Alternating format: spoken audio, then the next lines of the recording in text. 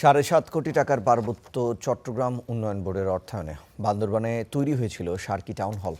তবে ৩ বছর পেরিয়ে গেলেও সংস্কারের অভাবে পরিণত হয়েছে পরিত্যক্ত ভবনে।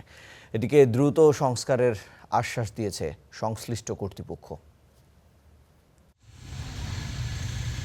পাহাড়ের সবুজের মাঝে দৃষ্টিনন্দন ভবন, বান্দরবান শহরে নির্মিত অরুণ সার্কি টাউন হল।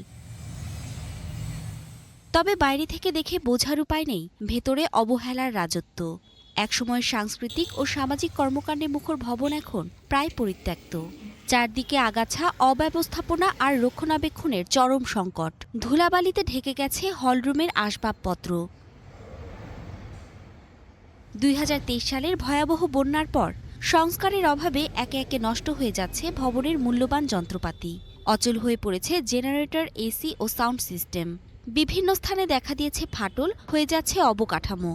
নতুন বছরের শুরুতে যে বইগুলো দেওয়া হতো এখানে প্রোগ্রাম করে দেওয়া হতো, এখন এমন একটি বেহাল অবস্থা, এটি একটি ভূতের বাড়ির পরিণত হয়েছে। প্রত্যেকটা জিনিসে যেমন এই যে একটা ফাটল সৃষ্টি হয়েছে, এখানে এই যে ময়লা আবর্জনা হয়ে গেছে, এটা কাউকে দেখি না যে সংস্কার করতে। সংস্কার করতেছে না, কিন্তু এখানে কোনো প্রোগ্রাম হচ্ছে না। এদিকে জেলা পরিষদের মাধ্যমে দ্রুত সংস্কার করার আশ্বাস দেয় পার্বত্য চট্টগ্রাম উন্নয়ন বোর্ড কর্তৃপক্ষ। বন্যায় নষ্ট হয়ে গিয়েছে, তার সংস্কারের জন্য জেলা পরিষদকে মৌখিকভাবে জানানো হয়েছে। ওনারা বলেছেন এটা কাজ করতেছে, তবুও পরবর্তীতে আমরা আমাদের কর্তৃপক্ষের সাথে কথা বলে ওনাদের সংস্কার কাজগুলো দ্রুততার সহিত যেন বাস্তবায়ন হয় সেই ব্যবস্থা গ্রহণ করি। পার্বত্য চট্টগ্রাম উন্নয়ন বোর্ডের অর্থায়নে ৭.৫ কোটি টাকায় তৈরি হয়েছিল এই ভবন। Desk report, star news.